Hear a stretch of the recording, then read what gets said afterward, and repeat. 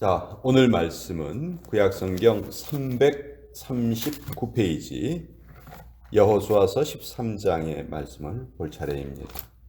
여호수아서 13장 1절, 14절, 33절 이렇게 세 부분을 읽도록 하겠습니다. 먼저 여호수아서 13장 1절의 말씀입니다. 우리 1절 말씀 찾으셨으면 같이 읽겠습니다. 같이 읽습니다. 시작. 여호수아가 나이가 많아 늙음에 여호와께서 그에게 이르시되 너는 나이가 많아 늙었고 얻을 땅이 매우 많이 남아 있도다. 14절의 말씀 읽겠습니다. 시작. 오직 레위 지파에게는 여호수아가 기업으로 준 것이 없었으니 이는 그에게 말씀하신 것과 같이 이스라엘의 하나님 여호와께 드리는 화제물이 그들의 기업이 되었음이더라. 33절의 말씀도 같이 읽겠습니다. 시작. 오직 레위 지파에게는 모세가 기업을 주지 아니하였으니 이는 그들에게 말씀하신 것과 같이 이스라엘의 하나님 여호와께서 그들의 기업이 되심이었더라.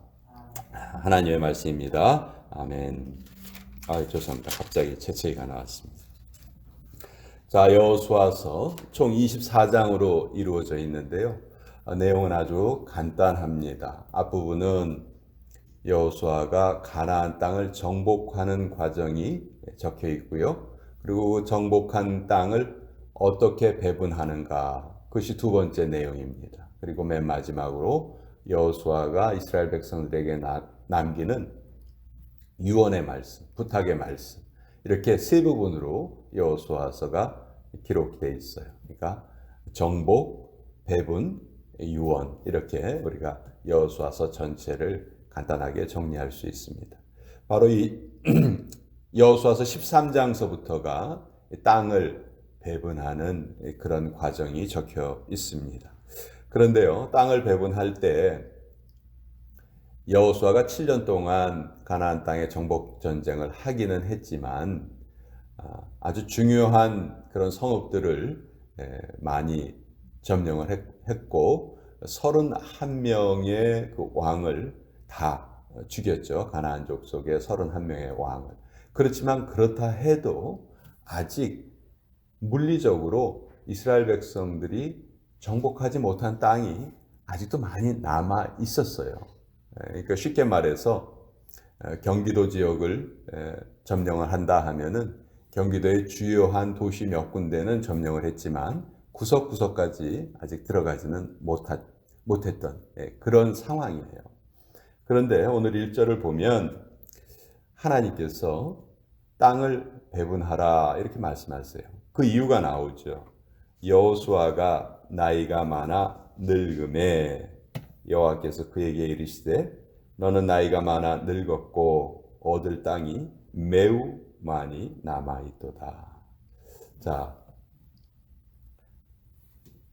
여호수아가 우리 유명한 그 족장들의 나이를 이렇게 비교해 보면요, 아브라함이 몇 세까지 살았죠? 아브라함 75세의 부르심을 받고 100년을 딱 더 살았어요. 175세까지.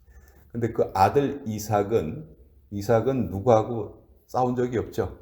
늘 양보하고 또 이름 자체가 웃음이란 뜻이에요. 웃는 사람이에요. 그래서 아버지보다 더 많이 살았어요. 180세까지 살았어요. 우리 웃어야 돼요. 장수하고 싶으시면 웃으셔야 돼요. 근데 그 세 번째 족장 야곱은 147세, 그리고 네 번째 족장이었던 요셉은 110세까지 살았어요. 근데 여호수아가 요셉과 똑같은 나이를 삽니다. 110세.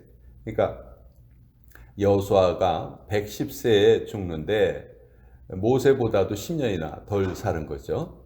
자, 우리 생각에는 여호수아를 조금 더 일찍 사용하셨으면 완전히 다 땅 배분까지 다 정리하고 좋지 않았을까? 우리 그렇게 생각하기 쉽죠. 근데요, 모세도 가나안 땅에 못 들어갔잖아요. 이건 뭘 말하냐? 하나님이 한 사람에게 모든 것을 다 맡기지는 않으세요. 한 사람에게 모든 걸 다 주지는 않으세요. 그러니까 다 각자의 역할이 있다는 거예요. 이제 여호수아는 가나안 땅의 정복전쟁, 7년의 정복전쟁을 완성하는 것까지가 여호수아의 사명이었어요. 그리고 그 이후에는 이제 그 이후의 일은 하나님께서 또 다른 사람을 세우셔서 그런 일을 이루어 가시는 거죠. 우리 생각에는 좀 안타까워요. 저는 사실 성경에 나오는 여러 인물 중에서도 여호수아를 아주 참 흠모하거든요. 정말 여호수아는 우리가 본받을 만한 점이 참 많은 분이에요. 근데 그 여호수아가 아무리 탁월하다 하더라도 한계가 있는 거죠. 나이에 한계가 왔어요. 그래서 이제 하나님께서 어떻게 하시냐면 땅을 배분하라 하시는데 아까 말씀드린 것처럼 완전히 다 정복되지 않은 상황에서 땅을 배분시켜요. 그리고 그 땅을 차지한 족속들이 가서 이제 아직 몰아내지 못한 그 가나안 족속들을 완전히 다 몰아내고 그 땅을 차지하게 그렇게 하세요. 전 이것이 참 영적으로 깊은 의미가 있다고 생각해요. 예수님이 이 땅에 오셨죠. 십자가 위에서 악의 세력이 완전히 다 괴멸됐어요. 근데 그것이 결정적인 승리이긴 하지만 최종적인 승리는 아니에요. 최종적인 승리는 언제 이루어집니까? 예수님께서 다시 이 땅에 재림하시는 그날 이루어지는 거죠. 그러면 그 결정적인 승리와 최종적인 승리 사이에서 하나님의 뜻을 받들어서 살아가야 되는 사람들이 누구예요? 바로 우리 하나님의 백성들이죠. 그러니까 이스라엘 그 지파들이 12지파들이 땅을 배분받고 그 땅에 들어가서 그 잘못된 풍습을 가진 그 가나안 원주민을 몰아내면서 살아가야 했던 삶이 사실 어떻게 보면 영적으로 우리 크리스찬의 삶을 그대로 미리 보여주시는 내용이다. 그래서 신학적인 명제로 already but yet 이런 그 명제가 있어요. 이미 그러나 아직. 무슨 얘기냐면 이미 결정적인 승리는 예수님께서 초림하셨을 때 이루어 주셨어요. 그렇죠? But 그러나 아직도 최종적인 승리는 재림 때까지 우리가 기다려야 한다는 것이. 그래서 이게 already but yet 이것이 아주 유명한 신학적인 명제예요. 그러니까 우리가 이것을 잘 알면서 우리의 삶을 살아가야 돼요. 왜 이 땅에 아직도 악이 존재하는가? 최종적인 승리가 이루어지지 않았기 때문이죠. 무슨 얘기냐면 하나님께서 사탄에게 사형을 선고하셨어요. 그러나 사형 선고와 집행과의 간격이 있다는 거죠. 이미 선고는 떨어졌지만 집행은 하나님께서 미루어 두셨어요. 왜 미루어 두셨을까? 그는 하나님의 영역이에요. 하나님의 섭리세요. 어떤 면에서 보면 하나님이 이 땅에 수없이 많은 악으로 인해서 날마다 슬퍼하시지만 반면에 하나님의 말씀을 잘 지키기 원하는 그 성도들의 모습을 통해서 기쁨을 원하시는 것이 아닐까. 그러니까 우리 한 사람 한 사람의 삶이 나 개인적으로도 물론 중요한 삶을 우리 살아가지만 영적으로 우리 하나님께 기쁨을 드리는 삶을 살아야 한다. 그것이 하나님이 우리에게 보시고 싶어 하시는 거라는 거죠. 그렇기 때문에 아직도 이 땅에는 악이 사라지지 않고 있고 어떻게 보면 악이 더 창궐하는 것 같죠. 그러나 성경은 하나님의 최종적인 승리를 아주 분명하게 그 무엇보다도 더 확실하게 우리 계속해서 알려주고 계십니다. 여호수아가 땅을 배분하는 과정을 통해서도 우리가 그것을 미리 깨달을 수 있다 하는 것을 말씀을 드리고요. 우리가 두 번째 읽은 부분은 레위 지파 사람들에게는 땅이 배분되지 않았지요.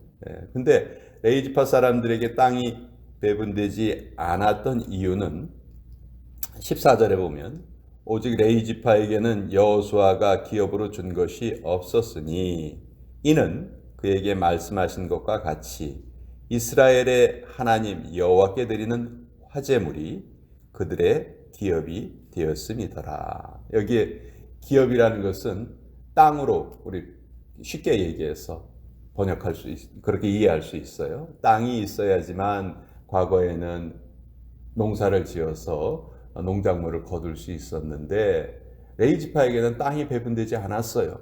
그러면 레위 지파는 어떻게 살란 말이냐? 다른 지파가 11조를 레위 지파에게 드리죠. 그리고 레위 지파는 또 그 사람들에게 받은 그것의 10분의 1을 또 하나님께 드리고 나머지 10분의 9를 가지고 자기들의 삶을 살아갔던 것이죠. 대신 그 레위 지파는 어떤 일을 했어요? 하나님을 섬기는 모든 일을 도맡아서 했죠. 우리 출애굽기에서도 살펴보았지만 사실 유월절 사건 때 이스라엘의 장자가 다 죽어야 했는데 죽지 않고 살았어요. 그때 하나님이 초태생은 다 내 것이다 그렇게 선언하셨는데 각 지파의 초태생을 하나님을 섬기는 역할로 선발하신 것이 아니고 대신 12지파 중에서 레위 지파 한 지파를 택하고 레위 지파가 전적으로 그 일을 감당케 하시고 나머지 지파의 초태생들은 하나님을 섬기는 일에서 제외시켜 주신 것이죠. 대신 레위 지파 사람들이 먹을 수 있도록 그 양식을 계속 공급해야 한다 하는 것이 하나님께서 정하신 원리예요. 이것은 33절에도 똑같이 한 번 더 말씀을 하시죠. 성경에 반복되는 구절은요.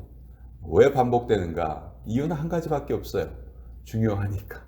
중요하기 때문에 여러 번 기록이 되는데 레위 지파의 사명 역시 너무도 중요하다.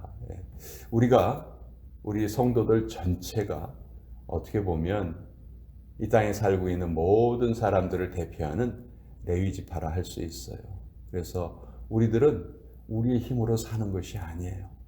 하나님이 그들의 기업이 되심이었다. 이렇게 분명히 성경이 알려주시죠. 하나님이 우리의 삶을 책임지신다.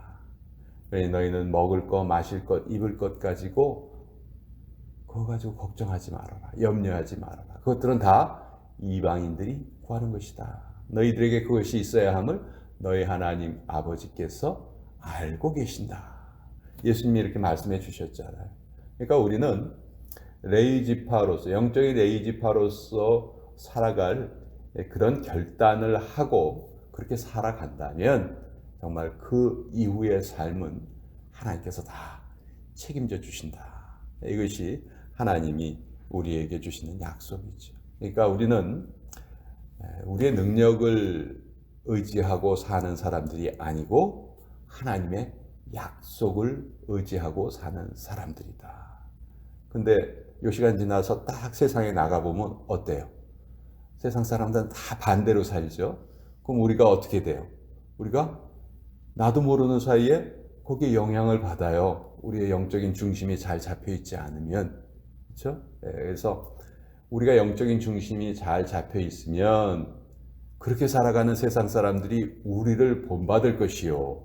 반면에 우리가 비실비실하고 늘 흔들리면 우리가 그 사람들의 영향을 받겠죠.